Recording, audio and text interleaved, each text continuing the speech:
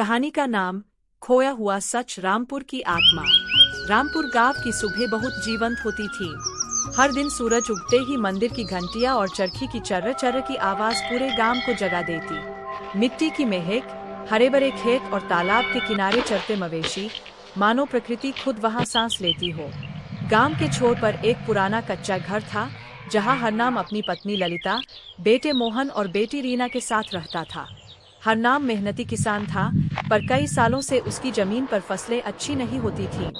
बारिश के अभाव और सूखी मिट्टी ने उसे थका दिया था। लेकिन उसके चेहरे से कभी उम्मीद नहीं झलकी।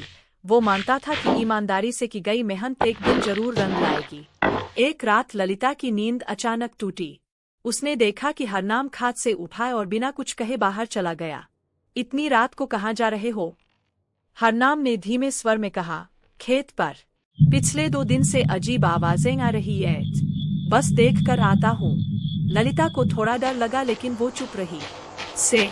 हरनाम खेत की ओर चला गया। हवा ठंडी थी। चांदनी रात में खेत सुनसान था।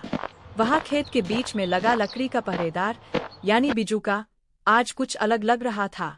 उसकी पुआल बिखरी हुई थी और सिर पर बंधा कपड़ा फटा था।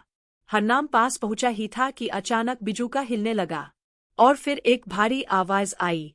हरनाम, मुझे पहचानते हो? हरनाम चौंक गया। कौन बोल रहा है? मैं गजाधर, तुम्हारा पुराना साथी। हरनाम के पांवों से जैसे जमीन खिसक गई। गजाधर उसका बचपन का दोस्त था, जो 10 साल पहले गांव के कुएं में गिरकर मर गया था। तू तो मर गया था? बिजूका की आंखें लाल चमकने लगीं। नहीं, मुझे मारा गया था, उसी जमीन के झगड़े के लिए। मैं न्याय मांगने आया हूँ। हरनाम। अगली सुबह हरनाम ने सारी बात ललिता को बताई। वो सहमी, पर समझदार थी।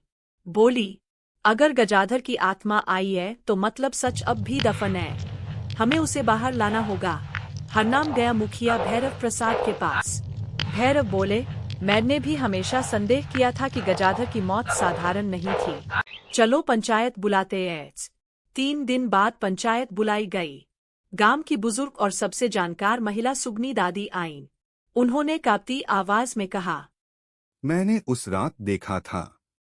गजाधर और रामू पटेल खेत की मेड़ पर झगड़ रहे थे।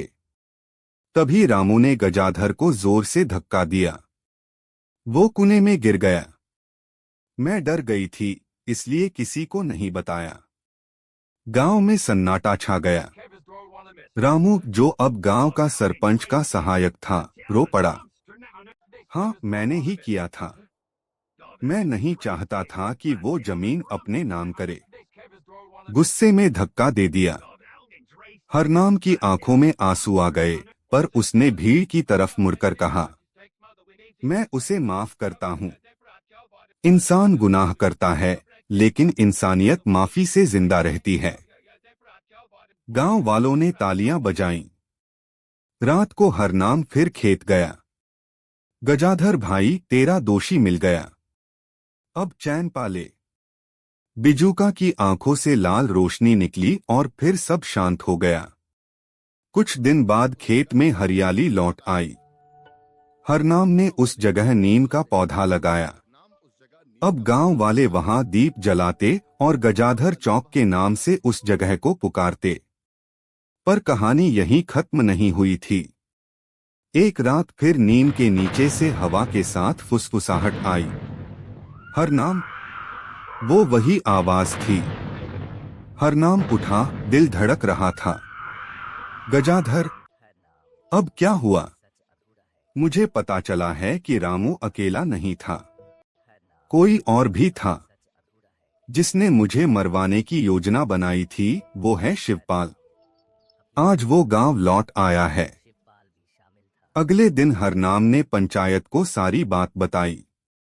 शिवपाल अब एक व्यापारी बन चुका था, जो गांव में नई मंडी खोलने आया था। मुखिया ने कहा, अगर ये सच है तो हम जांच करेंगे। रात को कैमरा नीम के पास लगाया गया। अगले दिन कैमरे में दिखा कि शिवपाल आधी रात को वहां कुछ राख और पत्ते फेंक रहा था, जैसे किसी टोने टोटके का हिस्सा हो। जब पंचायत में सबके सामने वीडियो दिखाया गया तो शिवपाल ने गुस्से में कुर्सी फेंक दी और बोला, हाँ, मैंने ही करवाया था। गजाधर मेरी जमीन हथियाने वाला था। मैंने रामू को उकसाया, लेकिन मैं डर के मारे गांव छोड़ गया था। गांव वालों ने कहा, इसको पुलिस के हवाले करो। हरनाम उठा और बोला, नहीं, सजा इसे नहीं, इसके अंदर के अहंकार को मिलनी चाहिए। ये गांव में रहकर सेवा करेगा, स्कूल की मरम्मत करेगा, नीम के नीचे बच्चों को पढ़ाएगा। समय बीता। शिवपाल अब बच्चों को पढ़ाने लगा, किसानों की मदद करने लगा।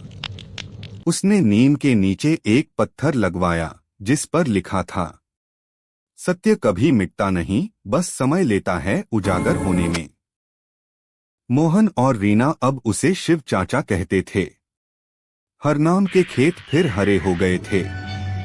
ललिता जब सुबह नीम के नीचे दीप जलाती तो हवा में हल्की सी मुस्कान तैर जाती, जैसे गजाधर अब सच में मुक्त हो गया हो। गांव में शांति लौट आई थी। पर हरनाम अक्सर कहता, जहां माफी होती है वहीं से नई सुबह जन्म लेती है। वीडियो पसंद आई हो तो लाइक करना और कमेंट करना, सब्सक्राइब करना मत भूलना। कमेंट में राधे कृष्णा लिखना और जो अपनी माँ से बहुत प्यार करता है वो एक लाइक माँ के लिए जरूर करेगा।